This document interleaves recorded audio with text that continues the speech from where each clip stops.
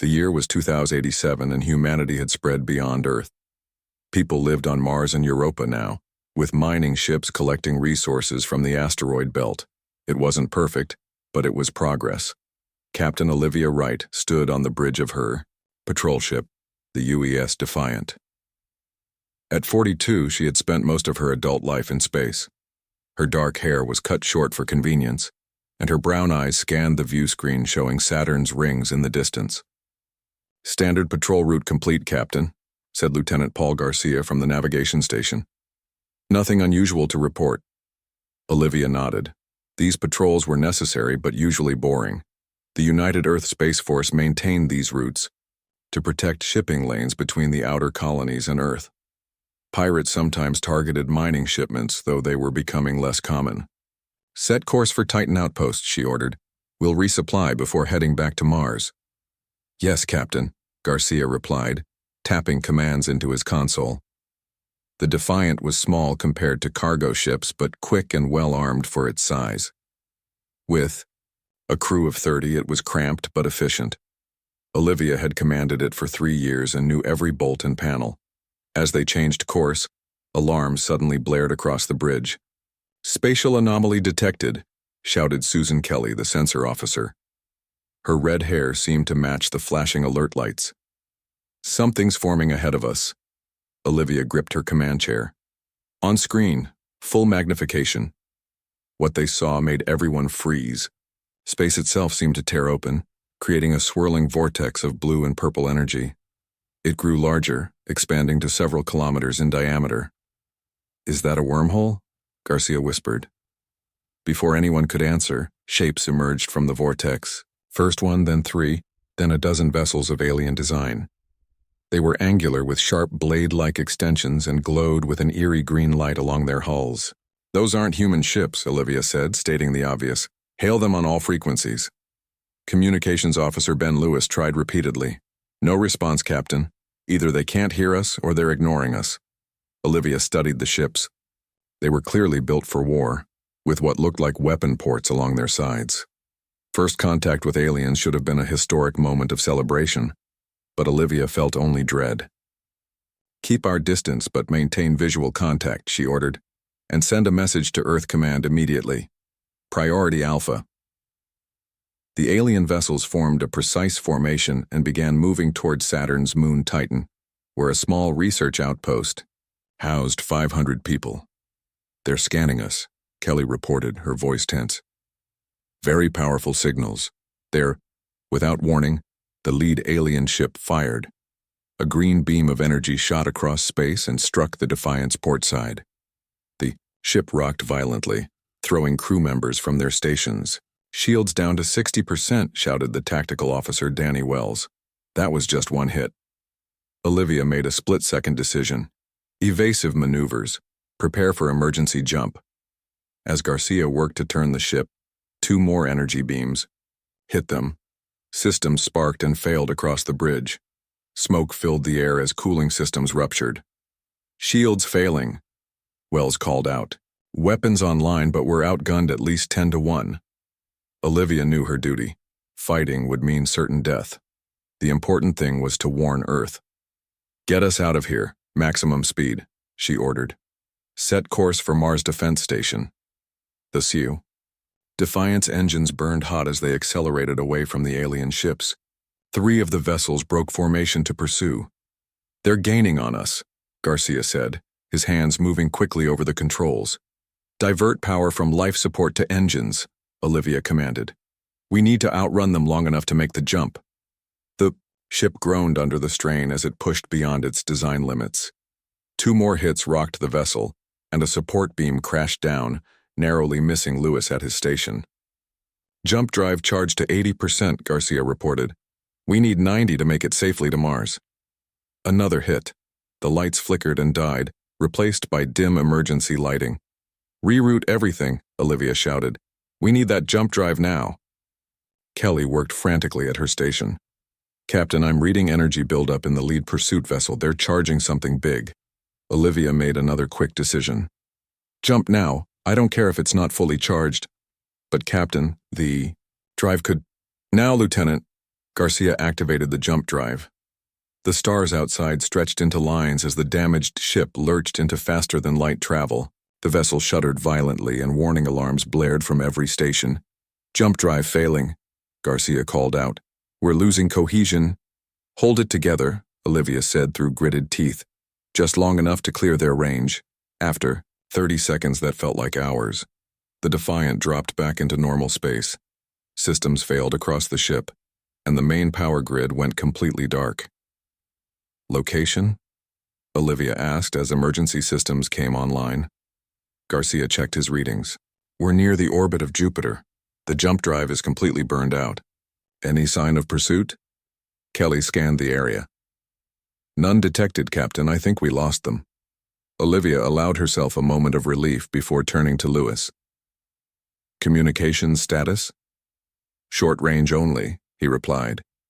"Long-range antennas were destroyed. Send a message to any Earth vessel in range. Tell them we've made first contact with hostile aliens and that Titan outpost is in danger." She paused, thinking of the research station they'd left behind. "And tell them to activate Protocol Lazarus." Across the solar system on Earth, Colonel Jack Monroe was working late in his underground office. At 55, his hair had gone completely gray, but his blue eyes remained sharp. As director of Project Thundercloud, he rarely left the facility. Beneath the Pacific Ocean, when his secure line buzzed, he answered immediately. The voice on the other end spoke just 4 words. "Lazarus Protocol is active." Monroe closed his eyes briefly. After 20 years of preparation, it was finally happening. He pressed a button on his desk. "This is Colonel Monroe. Activate all Phase 1 units. Wake the sleepers. I repeat, wake the sleepers." Throughout the secret facility, lights turned on in massive chambers that had remained dark for years. Inside these chambers, enormous shapes began to stir. Monroe opened a different line. "Dr. Ellis, it's Monroe. They're here, thousands of kilometers away." Dr. Samantha Ellis received the call in her office at the Global Defense Council headquarters. Her face remained calm, but her knuckles whitened as she gripped the phone. "How many?" she asked. "Initial reports suggest a scouting force. The main invasion hasn't begun yet." "Then we still have time," she said. "Implement the Lazarus Protocol. I'll inform the world leaders." As she hung up, Ellis gazed out her window at the Washington Monument in the distance. By tomorrow, the world would know that humans were not alone in the universe. And shortly after, they would learn that Earth had been preparing for this day for decades. The war for humanity's survival had begun. 22 years earlier, in 2065, a radio telescope in Alaska picked up unusual signals from deep space. Dr. Samantha Ellis was just a junior researcher then, working late one night when the patterns appeared on her screen. The signals were clearly artificial and clearly not human. Ellis reported her findings to her superiors, who reported to their superiors, until the information reached the highest levels of government. Within 6 months, a secret meeting of world leaders took place. They made a decision that would change the course of human history. Earth would prepare for the possibility of hostile aliens. Now, Colonel Jack Monroe walked through the massive, underground facility that had been his home for nearly 2 decades. The walls were solid rock, reinforced with steel. The facility extended for miles beneath the Pacific Ocean floor, hidden from satellites and sensors. "Status report," he demanded as he entered the main control room. Major Diana Perry looked up from her station. At 35, she was one of the youngest senior officers in the program, with short blonde hair and intense green eyes that missed nothing. "Dreadnought activation is at 60%, she reported. "The first wave will be ready in 3 hours." Monroe nodded. "And Rivera?" "In Bay 7 with the prototype." Monroe found Alan Rivera in the enormous construction bay, surrounded by holographic displays. At 48, Rivera was the genius engineer who had taken theoretical physics and turned it into working weapon systems. His brown skin glistened with sweat as he worked, his fingers moving rapidly through the holographic controls. "Tell me we're ready," Monroe said. Rivera didn't look up. "The shield generator is operational but untested. If it fails..." He let the sentence hang unfinished. It has to work, Monroe replied. The Kaldorians have already destroyed 3 outposts near Saturn. The name Kaldorians had been assigned to the aliens after analysis of their communication patterns by Earth's best linguists. No one knew what they called themselves. How long until they reach Mars? Rivera asked. 2 days, maybe less. Rivera finally looked up, his dark eyes serious. Then we need to wake her up. Monroe knew who her was. The first and largest of Earth's secret weapons, the UES Retribution. Above them, the situation in space grew worse by the hour. The Kaldorian scout fleet had grown to 30 vessels. They moved methodically through the outer solar system, destroying human outposts and installations with cold efficiency. Captain Olivia Wright's damaged patrol ship limped into Mars orbit, carrying the warning that had activated the Lazarus Protocol. As soon as she docked at the Mars Defense Station, she was rushed to a secure communication room. On the screen was Admiral Richard Grant, the supposed bureaucrat who actually commanded Earth's hidden fleet. His weathered face showed no emotion as Wright reported what she had seen. "We lost contact with Titan Outpost an hour after we jumped," she concluded. "All 500 people are presumed dead." Grant nodded solemnly. "Your ship's sensor data confirms our worst fears. The Kaldorians are not interested in communication or coexistence. Sir, the Defiant is damaged but still operational. We can help evacuate Mars colony." "There will be no evacuation, Captain." Wright stared in disbelief. "But sir, Mars has 2 million civilians. The colony has minimal defenses. When the Kaldorians arrive—" "When they arrive," Grant interrupted, "they will find more than they bargained for. You're being reassigned, Captain. Report to Earth immediately. Special transport is waiting." On Earth, panic spread as news of the alien ships reached the public. Videos from deep space telescopes showed the destruction of human outposts. World leaders called for calm, but people fled major cities fearing they would be targets. Dr. Ellis addressed the United Nations emergency session, her voice steady despite the chaos. "For over 20 years, Earth has been preparing for this possibility," she revealed. "While our public space program built colonies and research stations, a coalition of nations secretly constructed a defense system unlike anything seen before." Germers ran through the assembly as delegates from smaller nations realized they had been kept in the dark. "Why were we not informed?" demanded the representative from Kenya. "Secrecy was essential," Ellis explained. "If the Kaldorians intercepted any communication about our true capabilities, we would lose our only advantage: surprise."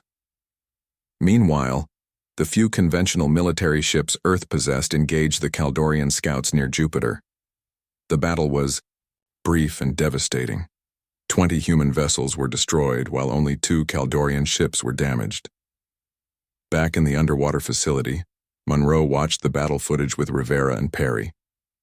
"Conventional weapons are useless," Perry observed. "Their shields absorb everything we throw at them." Rivera pointed to a particular moment in the footage. "There. See that energy fluctuation when our missiles hit? Their shields have a resonance frequency.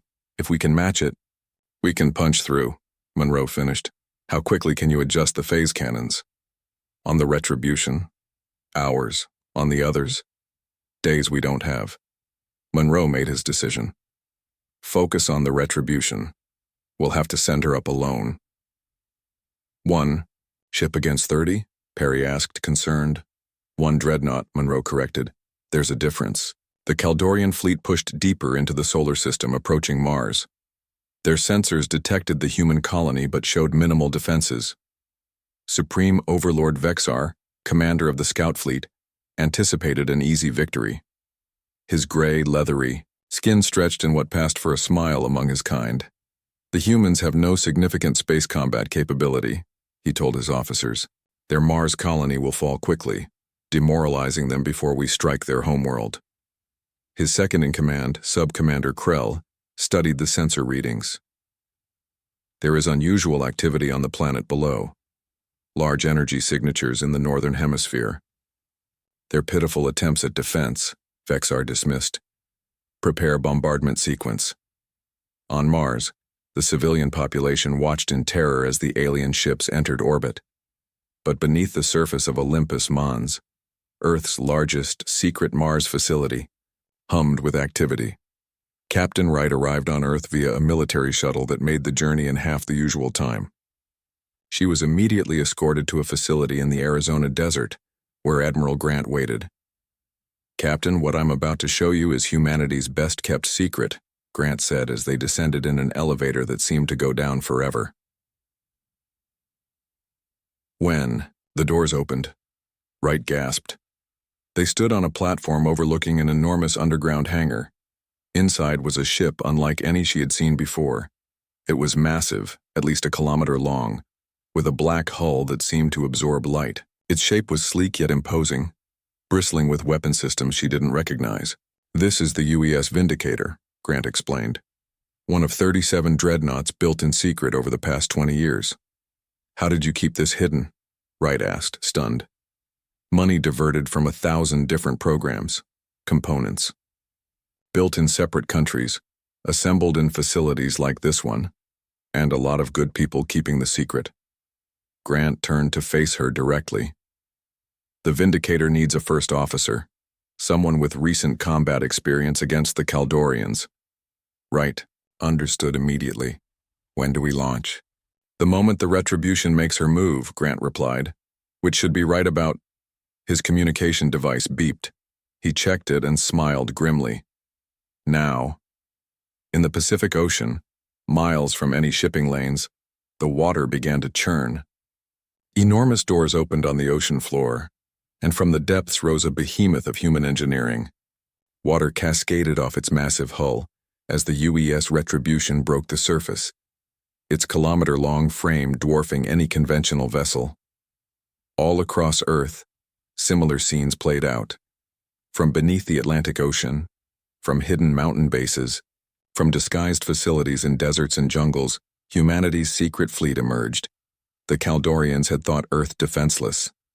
They were about to learn how wrong they were.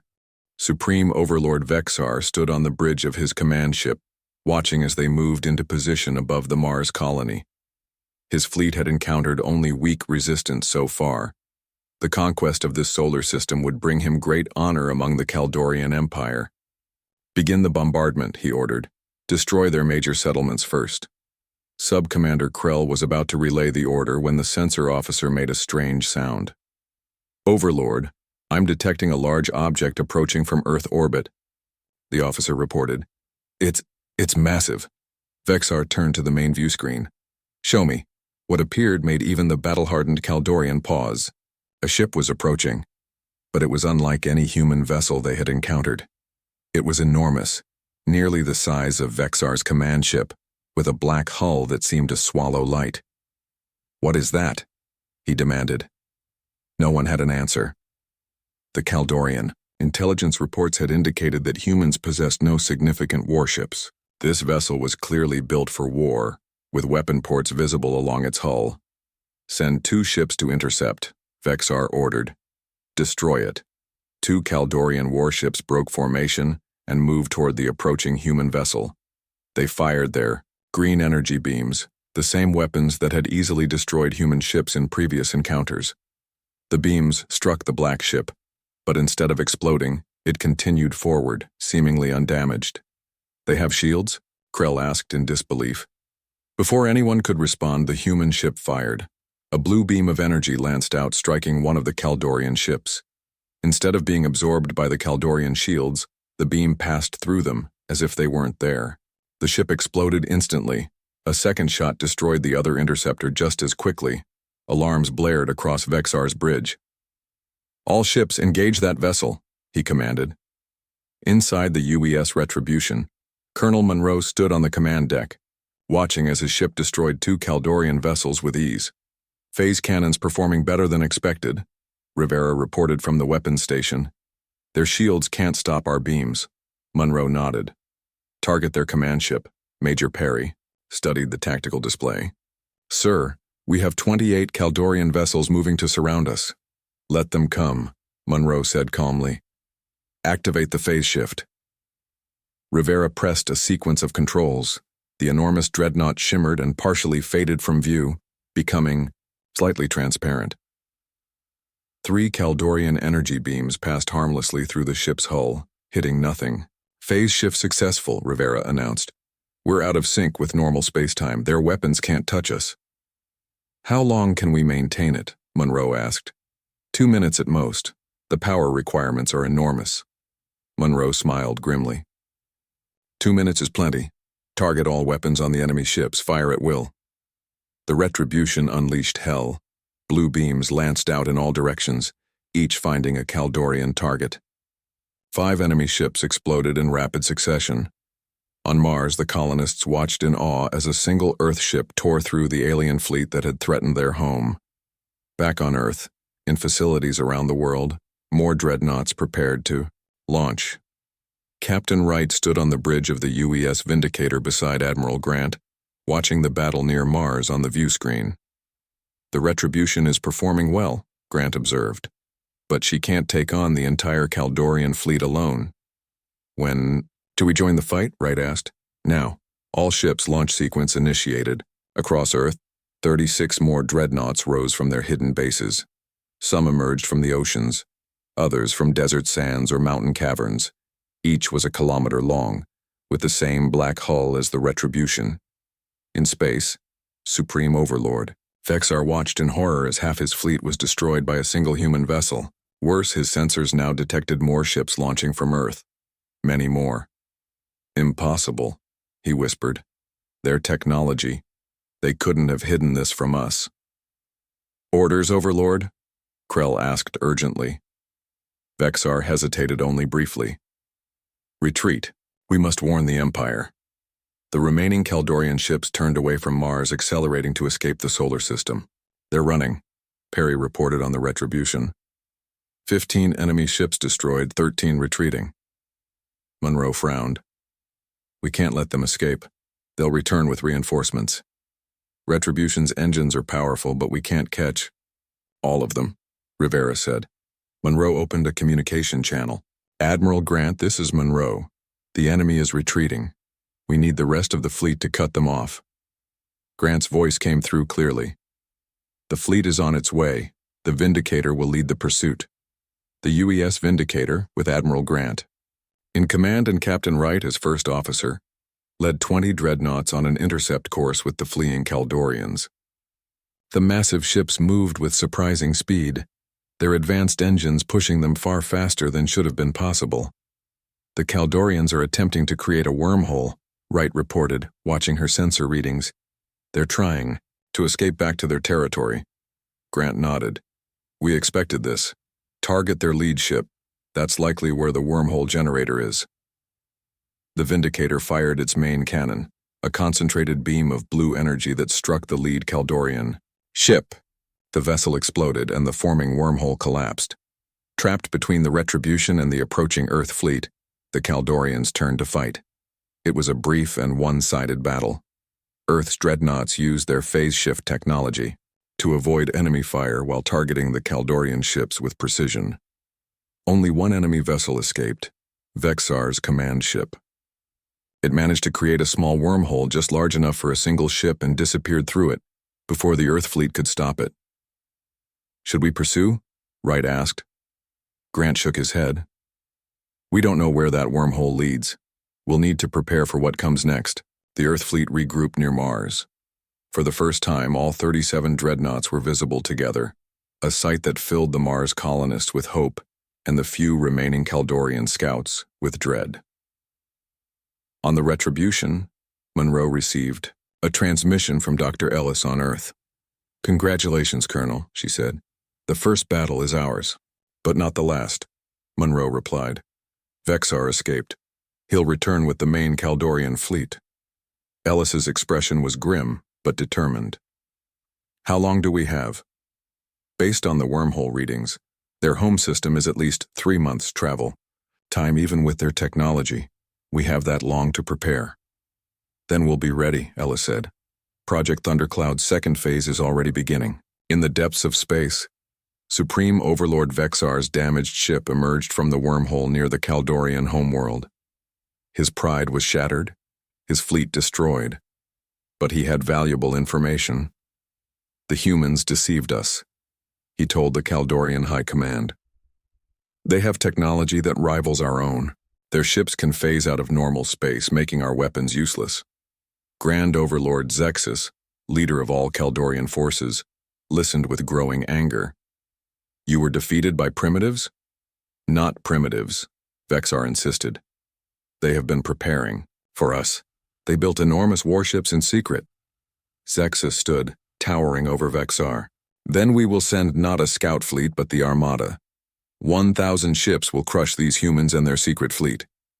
As orders went out across the Kaldorian Empire to gather the Armada, Earth prepared for the greater war to come. The Dreadnoughts took up defensive positions throughout the solar system, while engineers and scientists worked to improve their weapons and defenses. Humanity had won the first battle. The true test was yet to come. 6 months passed after the first battle with the Kaldorians. Earth used this time wisely. Factories worked day and night building more dreadnoughts. Scientists studied the remains of destroyed Kaldorian ships. Soldiers trained for the coming. Warden Admiral Grant gathered the fleet commanders on the UES Vindicator for a meeting. Captain Olivia Wright, now in command of the newly built UES Nemesis, joined Colonel Monroe, Major Perry, and other officers around a large holographic table. The Kaldorians will return with a much larger force, Grant began. Our scouts estimate they're gathering at least 1,000 ships. The room grew quiet. Earth had 37 dreadnoughts when the war began. They had built 15 more since then. 52 against 1,000 were not good odds, even with superior technology. We can't win a defensive war, Grant continued. We need to take the fight to them before their armada arrives. Monroe frowned. How? We don't know where their homeworld is. Dr. Ellis, who had joined the meeting via hologram from Earth, spoke up. Actually, we do. Our scientists have been studying the wormhole technology from the destroyed Kaldorian ships. We believe we can recreate it. Rivera, now the chief engineer of the entire fleet, nodded. The theory is sound. We can build wormhole generators for our ships, but we've never tested them. The risks are high. Higher than facing 1,000 enemy ships near Earth? Grant asked. No one answered. The choice was clear. How soon can the generators be ready? Wright asked. 2 weeks for the first batch, Rivera replied. We can outfit 10 dreadnoughts initially. Grant made his decision. Then in 2 weeks we take the fight to the Kaldorians. We'll strike their staging world, where they're gathering their armada. The next 2 weeks were a blur of activity. Rivera worked tirelessly to complete the wormhole generators. Wright and Perry trained their crews for combat in unknown territory. Monroe coordinated with Earth's defense forces, who would protect the planet if the mission failed. Finally, the day arrived. 10 dreadnoughts gathered in formation beyond Mars orbit. The UES Vindicator would lead, with the Nemesis and Retribution close behind. Admiral Grant addressed all crews from the Vindicator's bridge. Today we take an unprecedented step. Humanity has never ventured beyond our solar system before. We do so now not in peace, but in war. Our mission is simple. Strike the Kaldorian staging world, destroy as many of their ships as possible, and return home.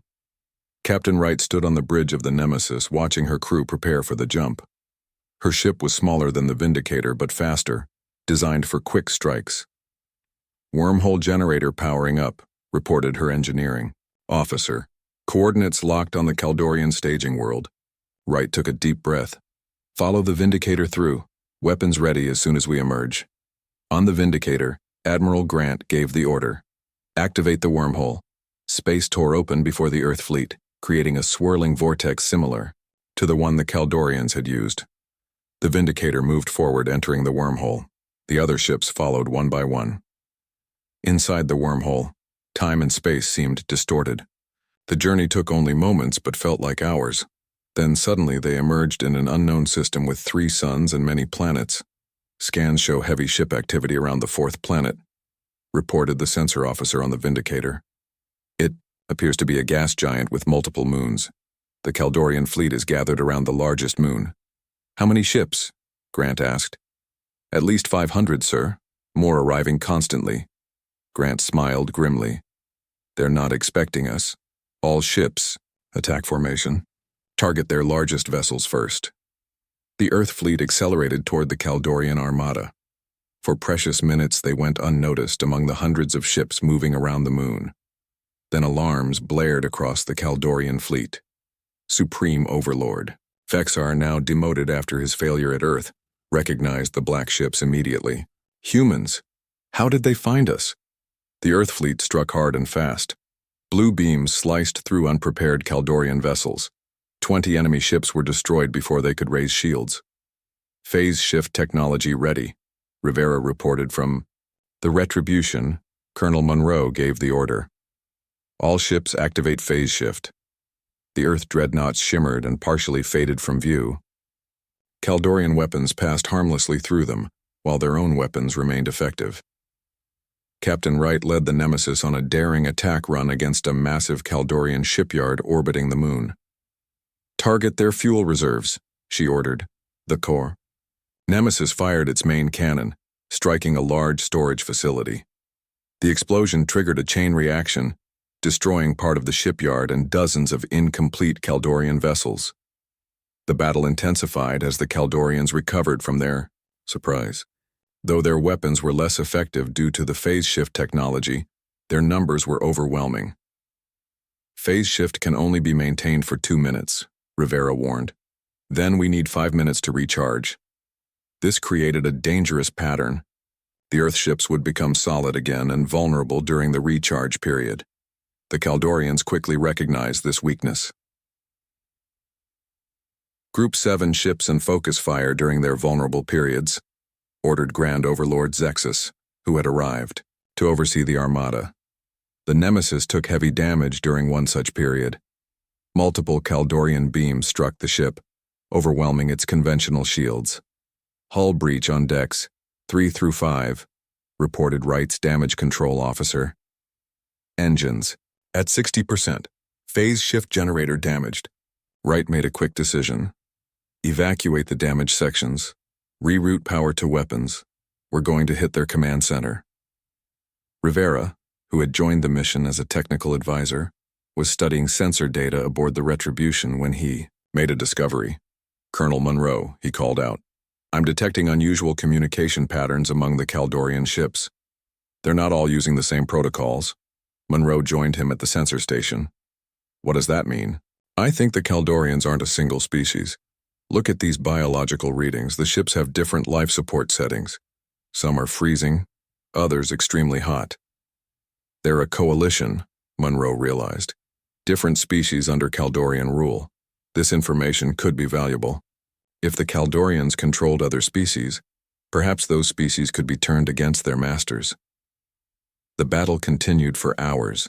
The Earth fleet fought bravely, destroying over 100 Kaldorian ships and damaging their shipyard. But the costs were high. "We've lost 3 dreadnoughts," Grant reported. 4 more heavily damaged, including the Nemesis. Wright's ship had taken the worst hit. The bridge was operating on emergency power and fires raged through multiple decks. "Captain, we need to abandon ship," urged her first officer. Wright shook her head. "Not yet. We still have 1 functioning weapon. Get the crew to the escape pods. I'll cover their retreat." "But Captain..." "That's an order." As the Nemesis crew evacuated, Wright stayed at the helm. She turned her dying ship toward the largest Kaldorian vessel, Grand Overlord Zexus's command ship. "This is for Earth," she whispered, firing the last remaining cannon. The beam struck the Kaldorian ship's engine section, causing critical damage.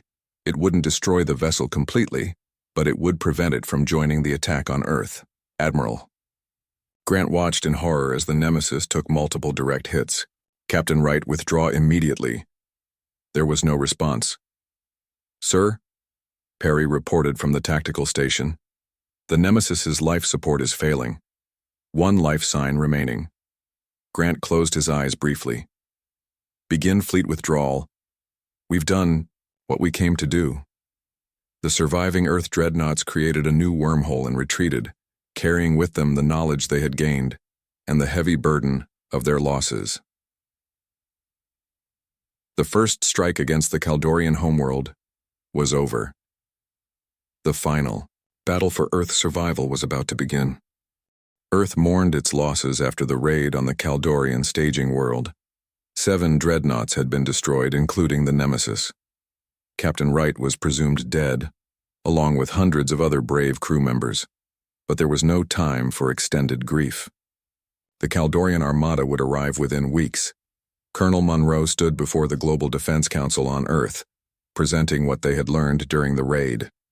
The Kaldorians aren't a single species, he explained, showing holographic images taken during the battle.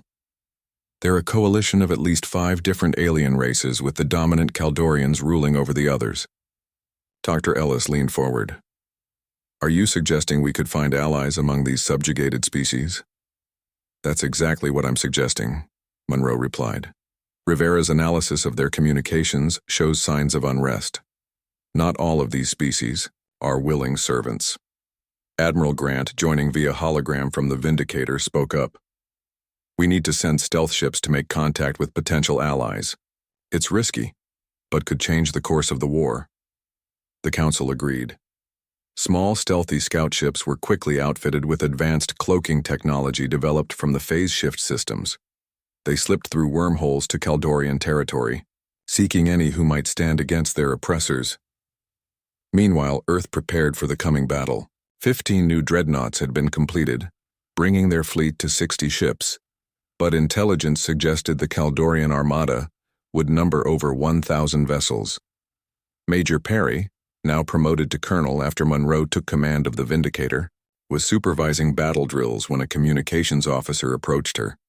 Colonel, we're receiving a transmission, the officer reported. It's coming from deep in Kaldorian space, but it's using Earth encryption codes. Perry rushed to the communications room. Put it through. Static filled the screen, then cleared to show a face that made Perry gasp. This is Captain Olivia Wright of the Earth Forces, said the woman on the screen. Her face was bruised, and she looked exhausted, but very much alive. I've escaped Kaldorian capture and made contact with rebels among the Lyran species. They want to help us. The news spread quickly. Captain Wright had survived the destruction of the Nemesis by using an escape pod at the last moment. She had been captured by the Kaldorians but escaped with the help of the Lyrans, a technologically advanced species that had been conquered by the Kaldorians a century earlier. The Lyrans have been waiting for a chance to fight back, Wright explained during a secure briefing. They have ships hidden throughout Kaldorian space. When the Armada launches toward Earth, the Lyrans will attack from within. This was the first hopeful news in weeks. But Rivera, who had been working on new weapon systems, had even more surprising information. I've been studying the Kaldorian star charts we captured, he told Monroe and Grant aboard the Vindicator. Their home system contains a dying star, very unstable. If we could trigger a premature supernova. You're talking about destroying their entire system? Monroe asked, horrified. Rivera nodded grimly. It would end the war instantly and kill billions of beings, many of whom are innocent or already oppressed, Grant pointed out. We can't do that unless we have absolutely no other choice. The debate over using such a terrible weapon continued, but in the end, Ellis made the decision. Develop the Star Killer weapon as a last resort only. We are fighting to defend humanity, not to become monsters ourselves. 3 weeks later, the sensors around Pluto detected the opening of multiple massive wormholes. The Kaldorian Armada had arrived. Grand Overlord Zexus led the largest invasion force ever assembled in Kaldorian history. Over 1,200 warships emerged into Earth's solar system, their green energy signatures filling the sensor screens of the defending fleet. All ships to battle positions, Admiral Grant ordered from the Vindicator. Remember your training. Use the asteroid fields for cover and coordinate your phase shifts. The Earth fleet, though still outnumbered 20-1, moved to meet the Kachan invaders. The massive black dreadnoughts formed a defensive line near Neptune's orbit. The Kaldorian Armada advanced in perfect formation. They had learned from their previous defeats and developed countermeasures against the phase shift technology. They're using widespread energy fields, Rivera reported from his station. They're trying to detect our ships even when phased. The battle began with an enormous exchange of fire. Blue and green energy beams crossed the void of space. Explosions bloomed silently as ships on both sides were hit. The Earth fleet fought valiantly, using the tactics they had developed over the past months. They struck fast, phased to avoid return fire, then struck again from a different angle. But the sheer number of enemy ships was overwhelming. "We've lost 12 dreadnoughts," Perry reported after the first hour of battle. "We can't hold them much longer." Monroe made a difficult decision. "Admiral, we need to fall back to position Lazarus II and deploy the solar mines." Grant agreed. The Earth fleet began a fighting retreat toward the inner solar system, leaving behind thousands of nearly invisible mines that targeted the Kaldorian ships' energy signatures. The mines destroyed dozens of enemy vessels, but the Armada pushed on relentlessly. When they reached Mars orbit, Grand Overlord Zexus sent a message to Earth. "Your resistance is impressive but futile," his harsh voice declared over all communication channels. "Surrender now, and some of your people may be permitted to live as servants." Earth's response came not in words but in action. As the Kaldorian fleet approached, a second wormhole opened near Earth. From it emerged a fleet of sleek silver ships, very different from both the human dreadnoughts and the Kaldorian vessels. "The Lyrans!" Wright's voice came over the comm. She stood on the bridge of the lead alien ship. "And they're not alone." Behind the Lyran fleet came ships of 3 other species, all former victims of Kaldorian conquest, all now allies of Earth.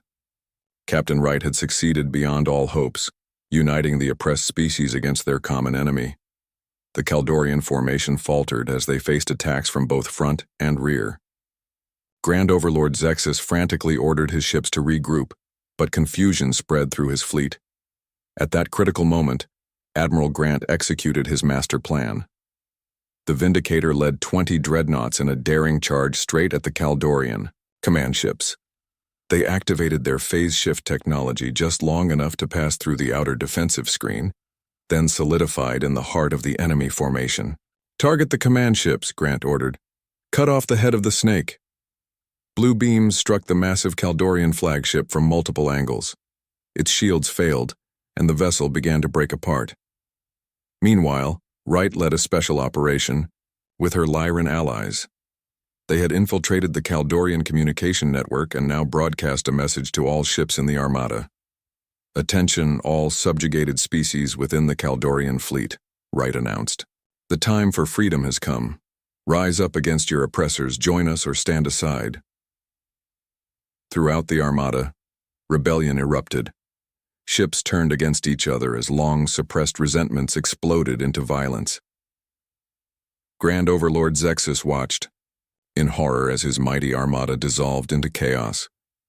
When his own flagship began to break apart under the Earth Dreadnought's assault, he fled to an escape vessel, but there was nowhere to run. The combined Earth and alien fleets surrounded the remaining loyal Kaldorian ships. After 12 hours of battle, Zexus surrendered. The war was over. Earth had faced extinction and emerged victorious, not just through superior technology but by making allies among the stars. 1 month later, Captain Olivia Wright stood on the observation deck of a new ship. It wasn't a dreadnought, but an exploration vessel named UES Unity.